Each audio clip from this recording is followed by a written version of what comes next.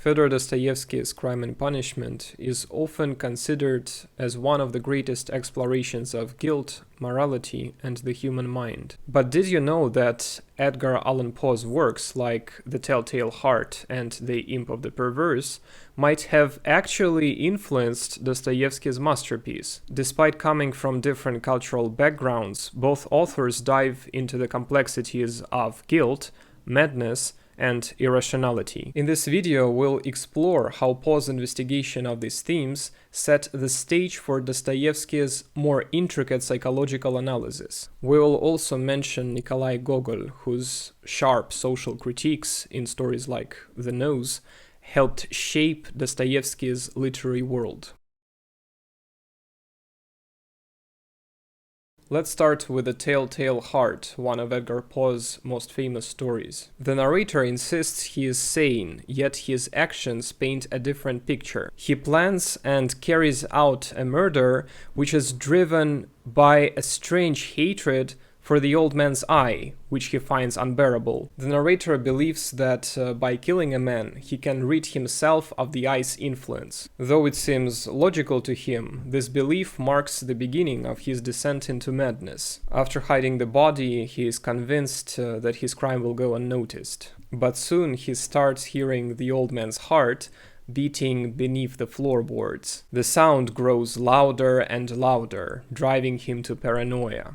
In the end, he confesses to the police, believing that they can hear the heartbeat too. The trajectory of guilt in The Telltale Heart mirrors a central theme in Crime and Punishment, where Dostoyevsky delves into Raskolnikov's tortured conscience. Both narrators commit crimes, initially justifying them with seemingly logical reasoning, yet their guilt becomes overwhelming. In Poe's story, the narrator is consumed by the imagined heartbeat of his victim, while Raskolnikov is haunted by his own guilt after killing Alona Ivanovna, the pawnbroker he believes is undeserving of life. Though Raskolnikov sees himself as an extraordinary man above the law, this belief quickly crumbles when his guilt spirals into a psychological breakdown. Both stories illustrate how guilt consumes and unravels the mind. Raskolnikov's growing paranoia and sense of isolation mirror Poe's narrator, who becomes convinced that the entire world can hear dead man's heartbeat. In both cases, the protagonists are unable to escape the weight of their crimes. For Raskolnikov, the external world is not the true tormentor, but his own conscience, which pushes him closer to madness. This descent into madness is not just the result of guilt, it's about the collapse of the psyche. In Poe's story, the narrator's obsession with a heartbeat symbolizes the complete disintegration of his mental state. Likewise, Raskolnikov's psychological unraveling is marked by feverish dreams, delirium, and a complete breakdown of his sense of self. Despite the attempts to escape their conscience, both characters are eventually driven to confess their crimes. While Poe condenses this deterioration into a short, intense narrative, Dostoyevsky offers a deeper psychological exploration of the same theme, revealing the intricacies of Raskolnikov's tortured soul. Moving on to The Imp of the Perverse, Poe provides another angle on the irrational forces driving human behavior. The narrator of this story talks about an impulse that compels people to act against their own interests. It's an impulse that leads them to do things that are completely irrational, self-destructive, and utterly undesirable. This impulse is central to many of Poe's stories, where characters are driven by forces beyond their control, often leading them to ruin. In Dostoyevsky's works, particularly Notes from Underground and Crime and Punishment, the existential despair found in Poe's writing is echoed in the actions of his characters. Take the underground man. He deliberately sabotages himself, driven by a perverse desire to act in ways that will only bring him misery. He calls himself small and pathetic, aware of the irrationality of his actions, yet he can't stop himself from choosing them. He recalls how, despite his desire for connection, he deliberately sabotaged his chance to form a relationship with Liza, driven by his own self-loathing and irrational impulses. It's the key part of Dostoyevsky's psychological exploration, how people can be trapped in the cycles of irrational behavior even though they know that it will only bring them suffering. In Crime and Punishment, Raskolnikov's crime is in some ways the ultimate expression of this impulse, though he believes he has a rational justification for the murder, convincing himself he is doing society a favor by removing a worthless person. The internal conflict soon overtakes him.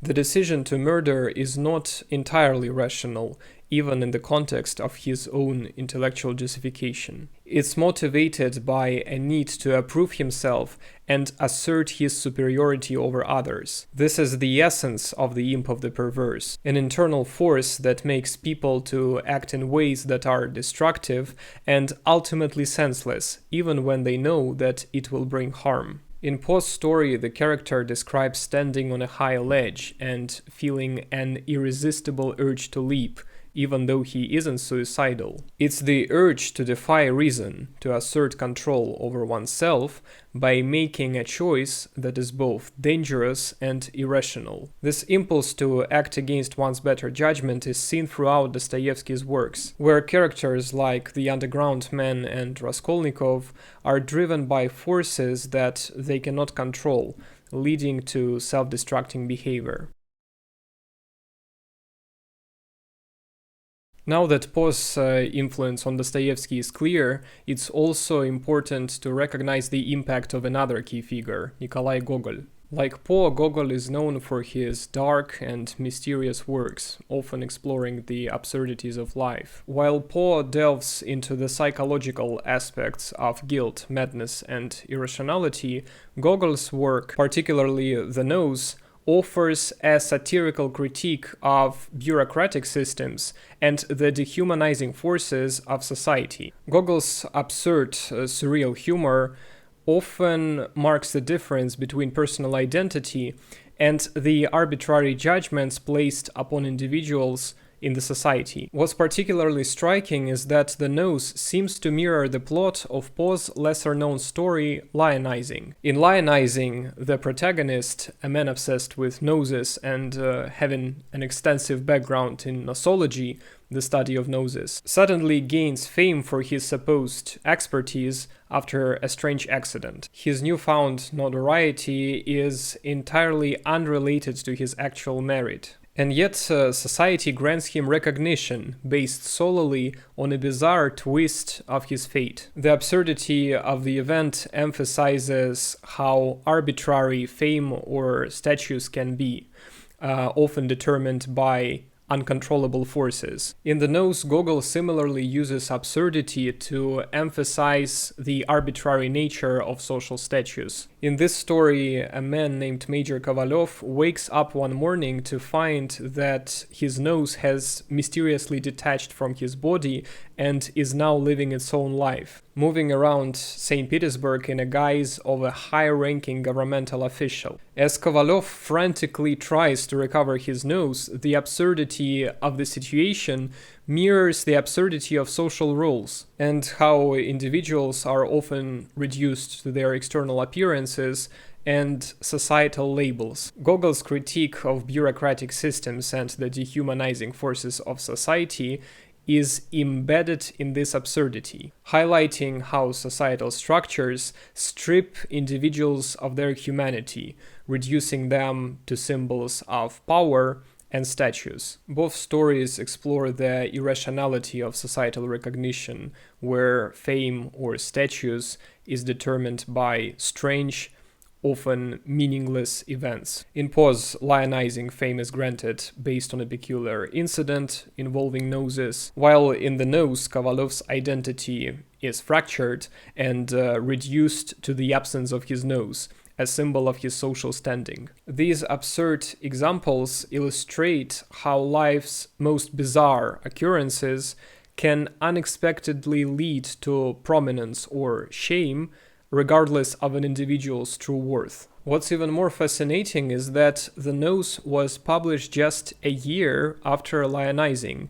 and the similarity between the two plots suggests that Poe's story might have influenced Gogol's. Poe's exploration of the absurdities of life, especially in stories like Lionizing, likely provided a template for Gogol's satire, which in turn influenced Dostoyevsky's exploration of the irrational social tendencies in his own works. Gogol was a major influence on Dostoyevsky, and the fact that Gogol was also influenced by Poe just further underscores how crucial Poe was to shaping modern literature.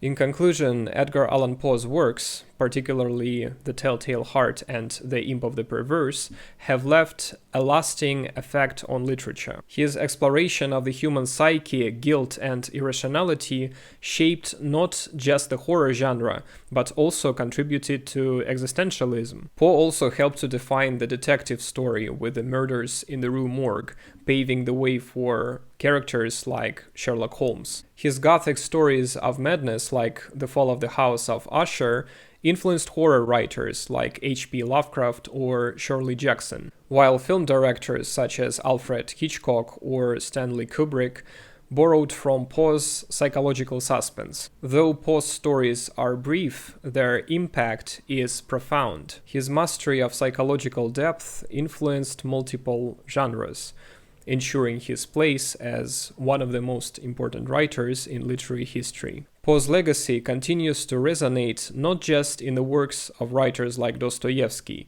but across different areas of modern literature. Thank you for watching. If you enjoyed this video, like it and subscribe to the channel. See you next time.